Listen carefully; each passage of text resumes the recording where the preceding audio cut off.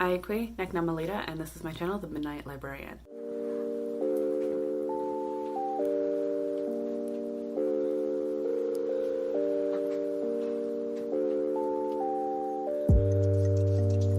Today I will be talking about my most disappointing books of 2021.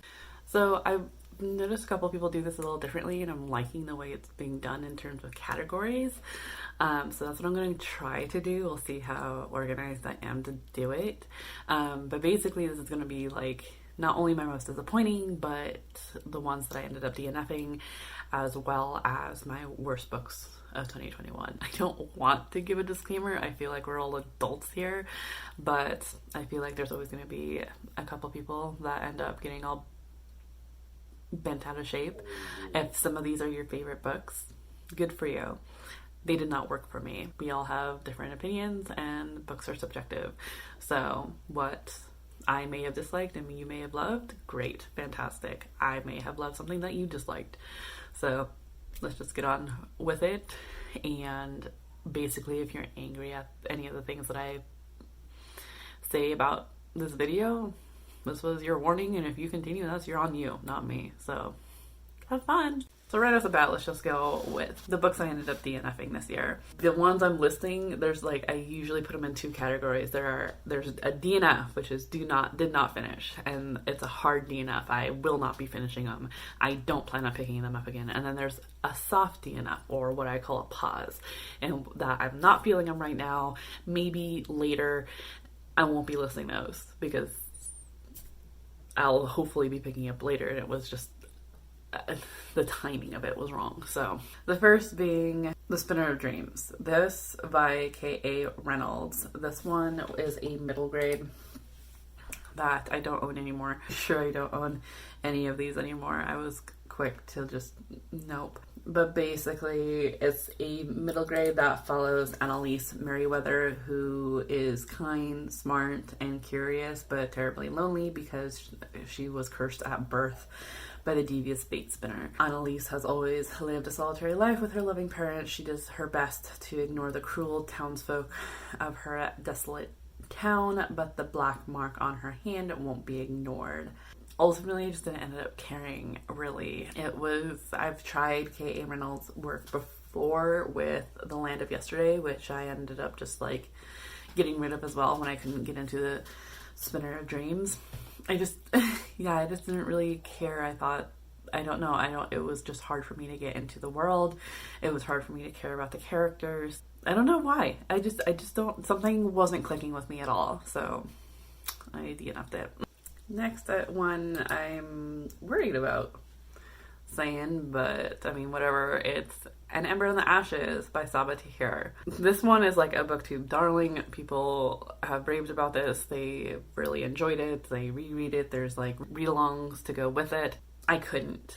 I got about 50, 60, 70% of the way through and just couldn't deal with it anymore. I was listening to it. I don't know if that was the problem, but ultimately I didn't like the main female character. I thought she was making stupid decisions. Didn't really care for the male main character either. Basically, we are following two characters, Elia, who is a slave, and Elias, who is a soldier in the Martial Empire. Elias is one of the top of his class in this Martial Empire, training to be a soldier, and he kind of has to be because his mother is like the head of it. Not that they get along, but he doesn't want to be. He doesn't want to do this. He doesn't agree with the empire. While Laya is a slave and her family was scholars, and she ends up getting recruited by this rebel group. They spy on these soldiers, particularly Elias's mother, to basically try to figure out how to infiltrate. Yeah, basically her whole thing is to spy on Elias's mother so that the rebel group will help save her brother, who was taken by the Martial Empire. Yeah, so I didn't, as I was listening to this the whole time, I was expecting like some great thing to happen where like it would suddenly click and I'd be like, oh yeah, no, I totally get what everyone's talking about. But unfortunately that wasn't the case. I just didn't care. It felt very over dramatic to me. Like I said, Laya, the decision she was making, it felt stupid. Elias felt very over dramatic to me, but like I understood him a bit more. And there was another girl who like was in like being a soldier too. There was like one girl in the soldier thing with Elias that like you could tell that she liked him, but he was like painfully oblivious to it. And she, I thought, was very over dramatic, but it was one of those things of like being over dramatic because, and like it was, I feel like it was a lot of passive aggressiveness, which is something that I can't stand. I feel like it had potential to be like a love triangle, and I just wasn't feeling it. So I DNF'd it. Let's see, the next one. I don't think I even made like much into it at all. I think I only got into the prologue. And as soon as the prologue was done, I was just like, no, I can't do this. And that is Local Woman Missing by Mary Kubica. This one is about missing women and girls who end up going, like missing girls who end up going missing. One of them ends up coming back 11 years later, Delilah. And everyone wants to know what happened to her, but no one has prepared what they'll find. And this is like a thriller mystery.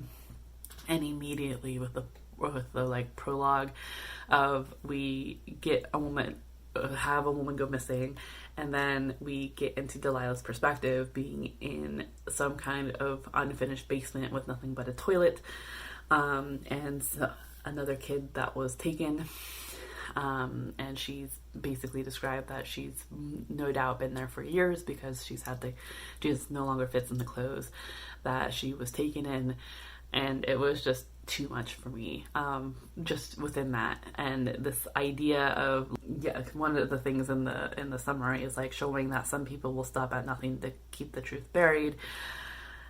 This idea of like, it could be anyone and everyone has these terrible secrets, I don't enjoy. I do enjoy I enjoy true crime to a sense, but it's like with serial killers, it makes me think that it's one specific person, that like there's a particular circumstance that created this person that did these horrible things, as opposed to like the whole community is terrible. I thought that it could be anybody for some reason. Like for like serial killers, it's more like a creature feature of just like there's something with the psychology, while with a whole community that's just fucked up, I cannot handle that it can be literally anyone. So there's only so much. Like, I can't. Yeah, basically after the program, I'm like, nope, this is not for me at all. So, and this one was like really disappointing, actually. So this was The Devil Makes Three by Tori Bovalino. This gorgeous cover. I was super excited about this because I saw it on NetGalley like earlier in the year and had thought about requesting it. Then when it finally came out, I believe I bought it off Lero. So I still probably have it on my phone. But like, and I kept going back and forth for a while of like thinking if I really wanted to like DNF it or just pause it. But I every time I talk about it, I get so frustrated and just it's a hard DNF. But basically we are following Tess Matheson, who only wants three things: time to practice her cello, for her sister to be happy, and for everyone else to leave her alone. She works in this library at this particular like prestigious school that she was able to get her and her sister into. Her, I think, great aunt is the head librarian. It's interesting because like the stacks are separated from the patrons, and that Tess has to, like, the patrons have to request the books that they want, and then the student assistants, so like Tess and this other one, take the lists and go behind locked doors to go get the books from the stacks. And Tess is particularly really annoyed with one patron in particular who she thinks is someone. So she ends up having to get these books for Elliot Birch, who she thinks is actually his father, who like had some comments to be made when Tess and her sister got into the school, and she doesn't like him. So when she notices that he's been getting a lot of book requests, she ends up doing something that Elliot Birch, his son, upon getting the books, finds, and it's a mistaken identity, and like it was an awkward encounter, confrontation that they had to rectify.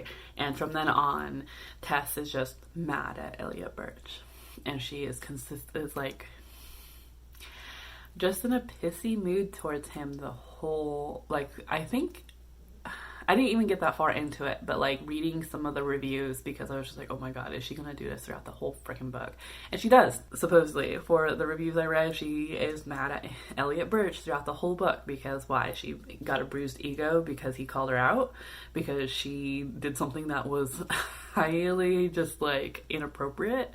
Yeah, it was just frustrating, that, and the whole thing about she ends up keeping it a secret from her sister why they are in the school, and like supposedly she just wants her sister to be happy, but her sister is not happy within the school and she wants to go back home, and Tess isn't having it. She's like, no, you have to be happy here, but won't tell her sister why. So it's just I hate non-communication, like purposeful non-communication. But basically the whole book is basically like Tess and Elliot wants a particular grimoire into like the restricted section of their library. Tess sneaks him in. They end up unleashing a devil, and things ensue. I didn't even get to that part because I was just mad at Tess. I didn't like her. The fact that she was unnecessarily overly irritated with Elliot was irritating to me. And then her whole keeping her secrets from her sister as well as her family, not just secrets, but like how she felt. So, and it was just, I knew it wasn't gonna go well, so I DNF'd it, which sucks because it was a like highly anticipated book for me. So that'll be a good transition going into my most disappointing books of 2021. And let's just get this one right off the bat. Strange the Dreamer by Laini Taylor. This one follows Laszlo Strange, who is a librarian after becoming a monk and was an orphan. Basically doesn't know where he comes from, but is really interested in the city of Weep, this unknown city that no one knows the real name of anymore, and no one knows the lore of it.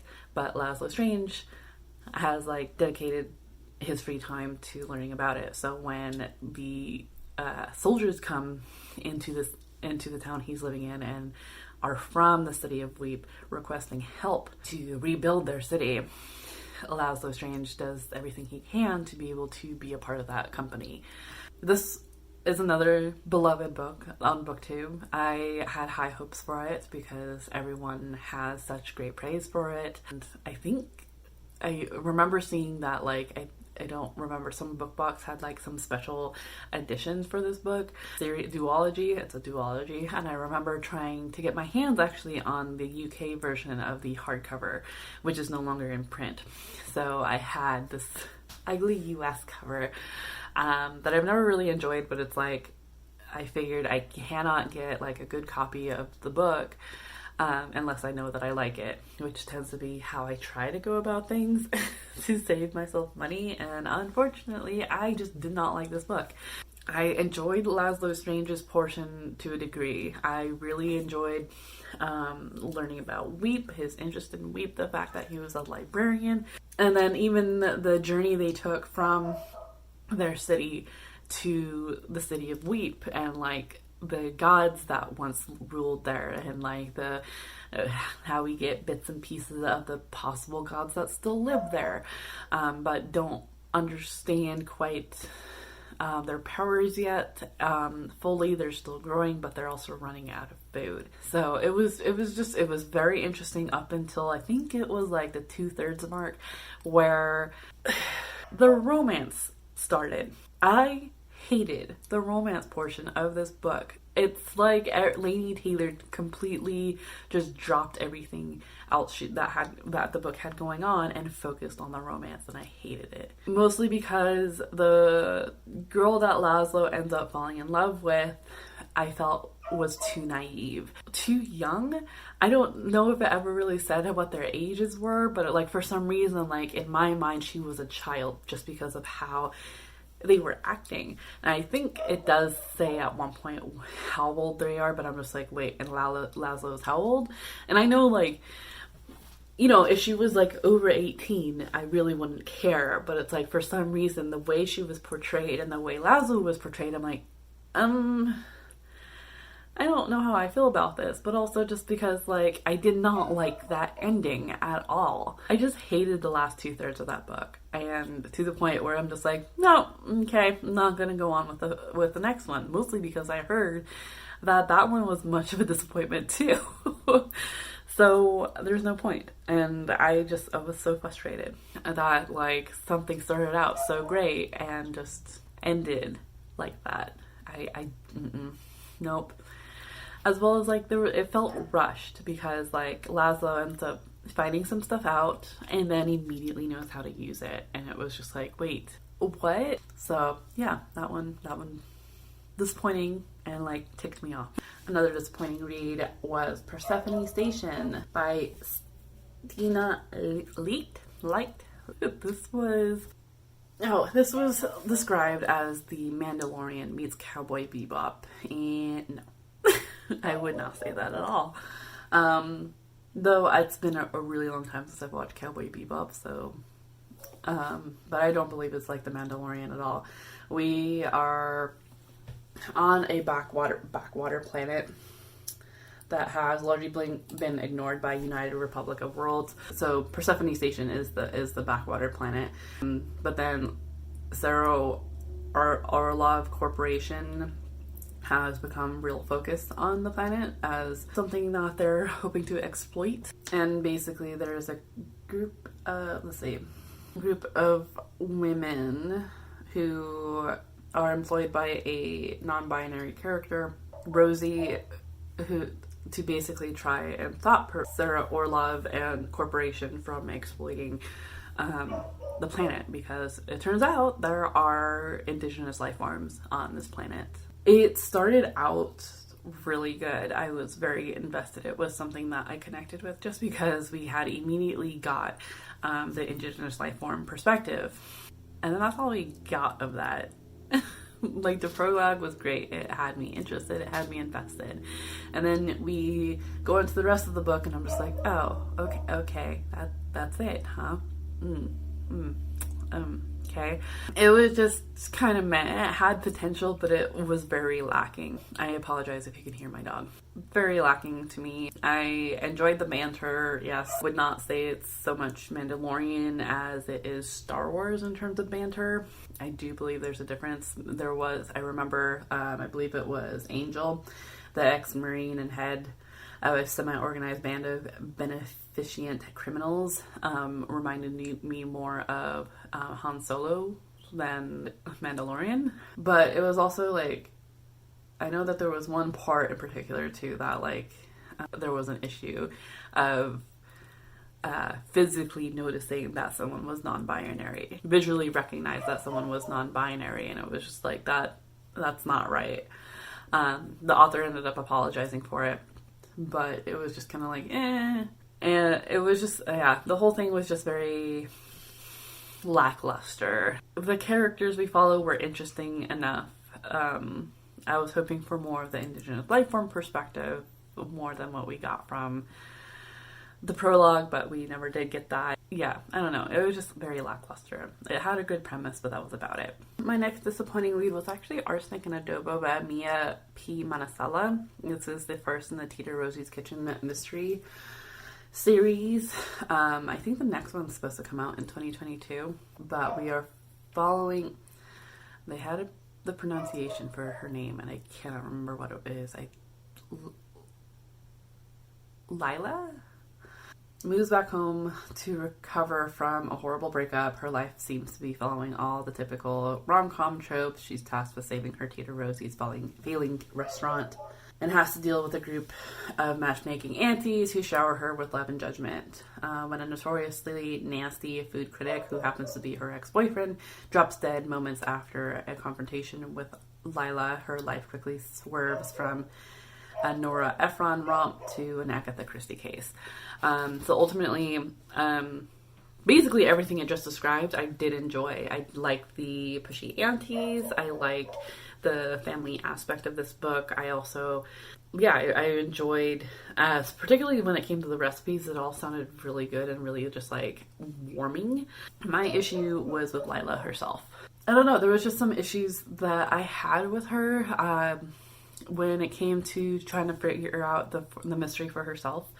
Like, I didn't mind the whole... So, I forget what her best friend's name was, but, like, they ended up having, like, their own little, like, crime investigation when they were little, and so they wanted to continue that when it came to this mystery of her ex-boyfriend dying in her aunt's restaurant. And it was mostly just Lila doing it herself, but it was like she was doing it in a way that, like, I don't know, I found a little distasteful in terms of going to other restaurants and seeing, like, if he had, like, to the other restaurants that her ex-boyfriend had wrote nasty reviews about, and seeing if they had a motive, and seeing if they would actually kill for, because of the negative reviews he had posted about them. And it was just kind of, like, real weird, because, like, the whole time she's like, well, I need to save my auntie's kitchen, but it's like, she was more than happy to throw someone else's small business under the bus, because she went to these other places and then immediately went to the detective going, well, this is what so-and-so said, and this is what other so-and-so said about... And it was just kind of like, dude, mind your own business.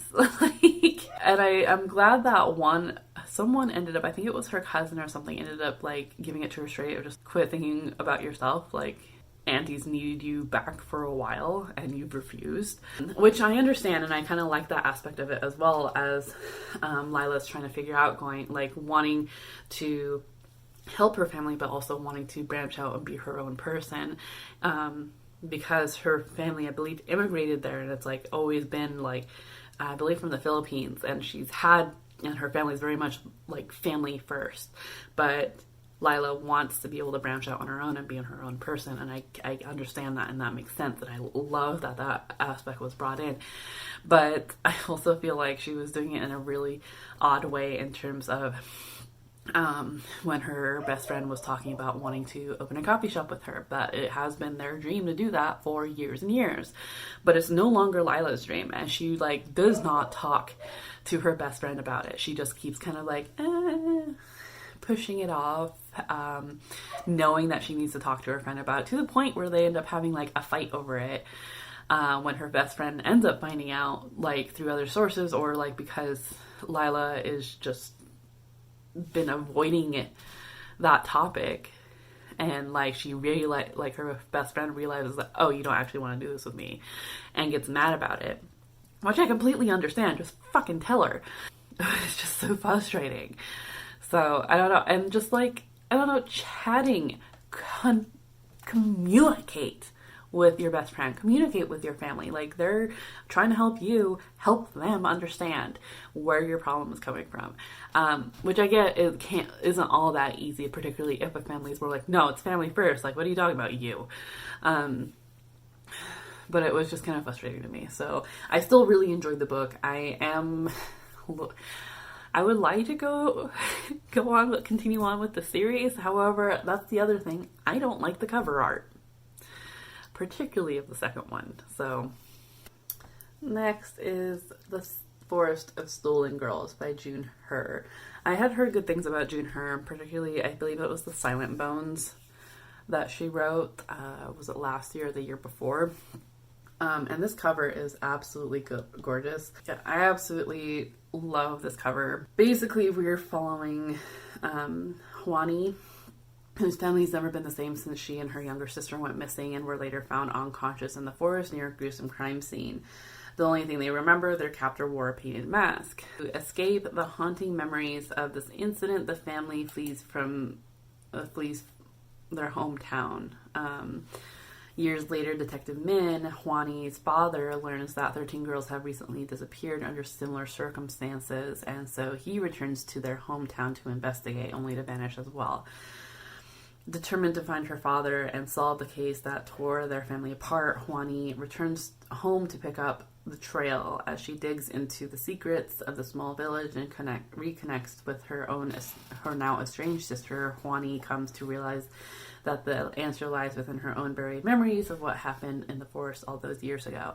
This one was prompted as a mystery. It's more historical fiction, mystery thriller, not so much thriller. This was a bit boring, honestly. I did enjoy the author's note and the concept that this came from of comfort women and Korea's history with having to protect their women from being stolen, from being sexually abused. I really did enjoy that, but like the book itself was just kind of lackluster. I think I was expecting it more to be like more of a horror as well, and there was like really no aspect of it. It was just kind of, like I said, lackluster.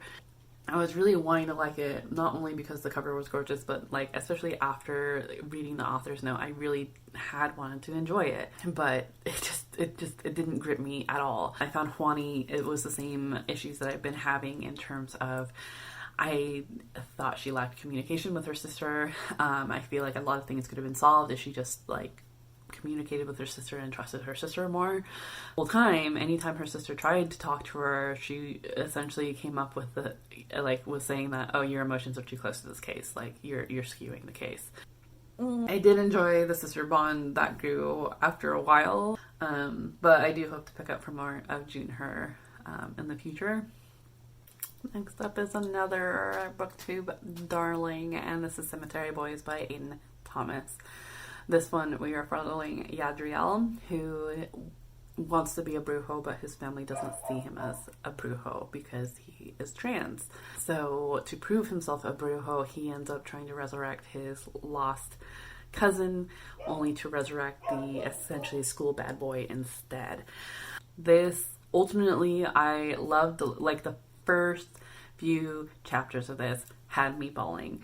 I love the family connection in here, or even the family miscommunication or misunderstandings, or not even misunderstandings, just the lack of like that bond. Not that there was a lack of a bond. You could tell that Yadriel really looked up to his father and that his father really did protect him. However, you could tell that there was a lack of understanding in terms of his father not understanding trans and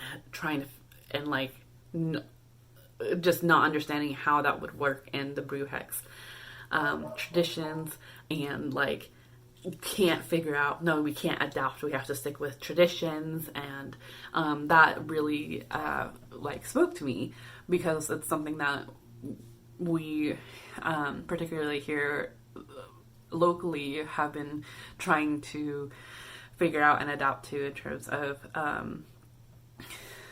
trans folks within our community, and when it comes to ceremony, because we do have gender specific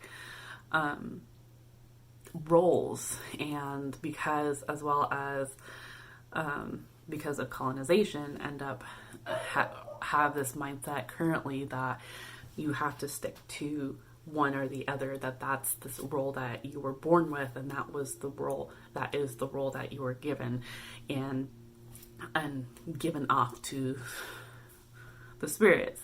That's the medicine you hold, which, yes and no. We've had Two-Spirit and LGBTQ people in our past, and it's trying to gain that knowledge back so we can continue to have them within our community and our cultural practices. So that really just kind of was just like, yes, thank you.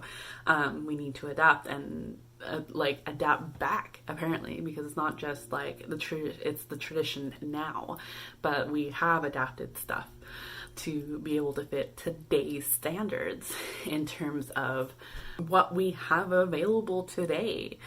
Like the whole traditional aspect is very interesting, and how people won't budge from it, but yet we've been adapting for hundreds of years.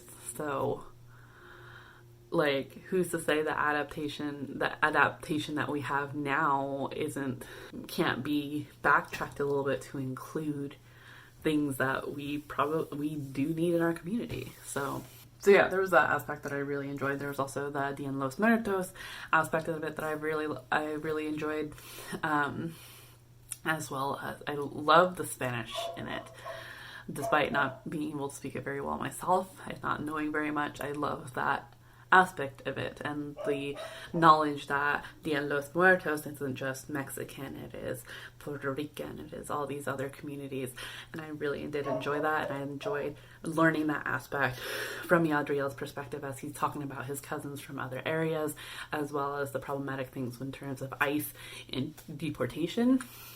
My problem with this book was that it felt very overdramatic, not in terms of the topics I just talked about, but in terms of I guess the main plot, which was trying to figure out what happened to Yadriel's cousin, how Julian, the school bad boy, ended up dying, and Yadriel trying to figure that out before Yadriel's spirit ends up, Julian's spirit ends up turning maligno. So there was that aspect, and like Julian and Yadriel end up making a deal that Yadriel won't release Julian's spirit until Julian can check in on his friends, and it's figuring out like not only his friends but the relationship that he has with his brother and all this and that, and it's like and as well as like Julian is supposed to help Yadriel like find his cousin, by trying to figure out, remembering how he ended up dying. So it's basically like, I think it's finding his body. But at one point, like, of course there's like a romance that ends up living from that, and that's fine. But what ended up like kind of bugging me was this like, oh, but we're still gonna go to school, which is, I guess, fine. Like, people go to school with like other things going on in their mind all the time. But it's still just like, I almost agreed with Julian of just like, what school? Like, what the hell? But like, I get that he was kind of doing it in terms of like, you're goody two shoes, why are you going to school? But I also understood it as well as like, Julian wants to go check in on his friends. He died. Like, go check in on his friends because his friends were there. So I understood that aspect of it too, and was just like, particularly if there was like a time limit to make sure Julian didn't turn maligno. This I found is in Aidan Thomas's writing in terms of Lost in the Neverwoods, where there's this element of a time limit, but then the characters go off and play for a while, and it's just kind of like, I thought we were doing something. Like, I thought we needed to do this thing. Like, why are you out doing that? And like, I get it that it's like this fun aspect that like they get to learn each other more, they get to figure each other out a bit more, they get to enjoy each other. But at the same time, I'm just like, hello, I thought we were doing something important, and that needed to be done like right away. As well as this aspect that Yadriel ended up stealing a car and never got any consequences from that. So I don't know, there was just that aspect, and there was some overdramaticness of it that I just didn't enjoy as much. It just felt overdramatic. I also had a hard time believing like Maritza is Yadriel's cousin. They've been like best friends for like years and years. And there was just certain aspects of it that was just like, is she a best friend? She kind of sounds mean, because there was aspects of Maritza's personality where she would like make Yadriel feel uncomfortable because it was amusing to her. And like, there's aspects that I have with that as well, that like there's a degree that you can do that with. But like, it felt like Maritza kept pushing that, and I'm just like, is she a friend? Okay, literally just had a spur of the moment bike ride. So same video, Slightly different look, a little flushed, a little sweaty. But we're gonna keep going with this because I am determined to get this done today. Plus, I can't get up from this chair now. So, let's go on with my worst books of 2021. These books are the ones that I rated low, that I didn't like, that I managed to finish completely, and just wish I hadn't. Really. The first is probably the weirdest, and that is Bear by Marian Engel. This one was chosen by the Indigenous book reviewer, the Indigenous book reviewers group that I am a part of. We, a select few of us, decided it would be fun and funny to read Bear by Marian Engel, which I guess is the Canadian classic. And basically we are following this woman who ends up going to this island in Canada that used to be home to some famous guy. He was a collector of sorts, and basically she has to go and archive everything that was in this home. It is in a rural area, so like she has to get like well water, and there's hardly anyone around. Basically this property was donated to the museum she works for, and I believe she's an archivist, and ends up being sent there to archive everything within this large house. But when she gets there, it turns out that the previous owner was a bit of an eccentric and ended up keeping a bear as a pet. The protagonist of this book is pretty bored with her life. She's trying to figure out what she wants from it. Ultimately ends up getting into a sexual relationship with this bear. It's fairly one-sided. It's very weird. It's not too explicit. What actually grossed me out the most was when she went to kiss the bear and ended up like the description of her licking the teeth of the bear and his gums. Disgusting. It was just a weird book. It was ultimately pretty boring. You could tell the protagonist was not happy with her life, and basically she's just bored and somehow basically trained the bear and doing sexual things with her to a degree. But basically she falls in love with this bear because she's so bored with the rest of her life. And yeah, it was just, I don't know how it's a classic, but I guess whatever. It was just a weird book, and it was fairly boring. Next is Let's Pretend This Never Happened, a Mostly True Memoir by Jenny Lawson. This one I just didn't enjoy. I don't know if it was, I ended up listening to it because it was available through my library. It was like in between waiting holds. So I have one of other Jenny Lawson's new releases that I really enjoyed the cover for, and figured let me try to read some of her backlist books before I get into this new one, but this makes me wonder if I even want to read her new one.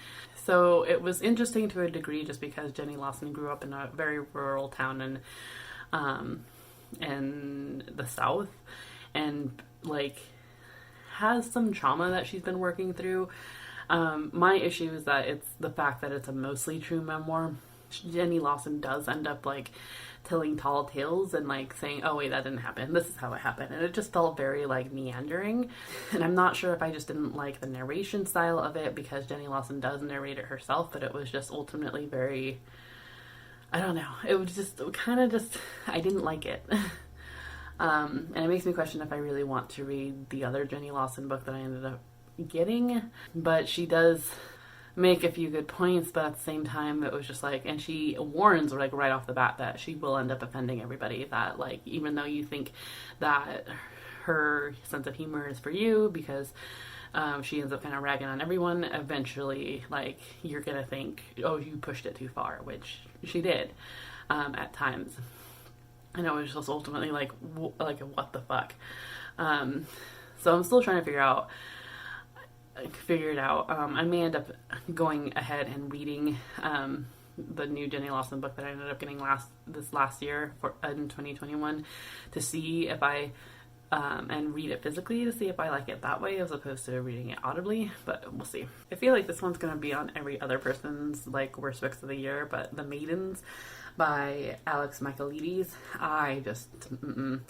this one, we are following Mariana, who is like a group therapist and is grieving over her deceased husband who ended up drowning about a year ago, when she ends up getting a call from her niece who is in college saying that her best friend was murdered. And so Mariana kind of packs up and stops doing her group therapy sessions to go help out her niece, and ultimately getting into the investigation of what happened to her niece's best friend. And it turns out that there is a professor on campus who has basically this group of women that they call themselves the Maidens that are basically his special students. There are other girls that are coming up dead, and it turns out that they are all part of these maidens. They were all a part of them. So Mariana is very focused on the professor being the person of interest in this murder case. And it's just doing things that are very just like questionable. I've heard good things about The Silent Patient. I may still read that because I still do have it. I just didn't like this one particularly. I didn't like the twist. I didn't think it was great at all. I didn't like how the mental health was represented or the grooming, or it just felt very left field, and I just didn't like it. And the fact that because we also get little bits of chapters of like the murderer's point of view, and how he has daddy issues and mom issues, and how all this trauma that he has to work through, and it seems to apply to every male figure in this book, which just feels a little too convenient. So I don't know, it was just, I didn't like it at all. Another one I wasn't a fan of was Still Alive by Maria Hummel. This is another, I believe it's another mystery thriller where we are following this woman who works with an art gallery. She is helping put together this show for a famous artist that like basically, I don't know if she necessarily stole her ex-husband or what, but like basically her ex-husband is now dating her. So our protagonist is having mixed feelings about this show, only for when like the gallery opening to happen and the reception to happen, the artist is missing, and everyone is pinning it on her ex-husband. So it is up to our protagonist to basically prove his innocence. And ultimately, like the whole time, the only part I liked about this was the art gallery aspect of it, because it was very reminiscent of my internship. And like, it was something that was curious about when in my internship, of just like, how would working in an art gallery in like a bigger city, what would that look like? And so it was pretty cool to like get into that aspect within this book. But that's basically where my likeness ends, because ultimately this book is kind of forgettable. I ultimately forgot that I ever read this book, but then when refreshing my memory, it was like, oh right, no, I didn't like this because I didn't like the main protagonist's motive, really, of like, I don't understand why she continued to help her ex-husband. I didn't like her ex-husband, and it was just real weird. And it was another one where, like, it kind of threw in this, like, can you trust the protagonist narration? Is there something else going on? Maybe mental health wise? And it was just like, no, I don't like that. I didn't enjoy it. And finally, my last one is Eating Aliens, One Man's Adventures, Hunting Invasive Animal Species, and by Jackson Landers. This one, I like the premise of it, but ultimately was really frustrated in the fact that, like, so this book basically is Jackson Landers going out and hunting invasive species and trying to figure out if we can curb their population control by eating them, which sounds like a relatively interesting premise. And I ultimately liked the idea of this book. However, it was really kind of frustrating how Jackson Landers went about it, because the first couple chapters were great, but like one thing that I noticed throughout his chapters was that he definitely ends up, it was like, this could have been better. Like, way better. I feel like Jackson Landers utilized his friends, and that's it. When he couldn't get any further through his friend group or people he happened to know, then he would just stop. And particularly when it came to like the snakehead chapter, he didn't end up ever catching a snakehead, and so therefore he never talked about how it's possible to eat them, when the whole reason supposedly that the snakehead population is an issue within the United States is because someone or peoples in the Asian community ended up releasing them into the wild so that they wouldn't have to keep them live in aquariums and spend that money in food markets. So it's like, okay, so they use them for food. So this whatever Asian community ends up using them for food and ends up cooking with them, why not reach out to them and figure it out?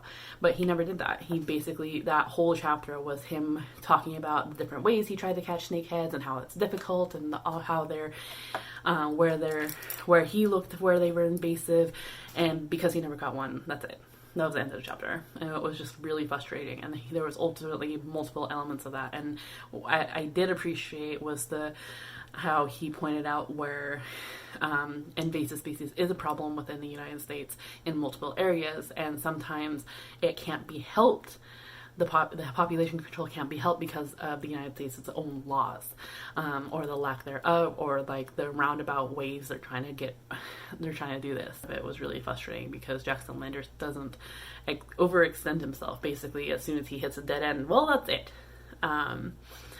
And when some of it, like, it made sense because it was like governmental issues, like the Chinese mystery snail, he hit a wall.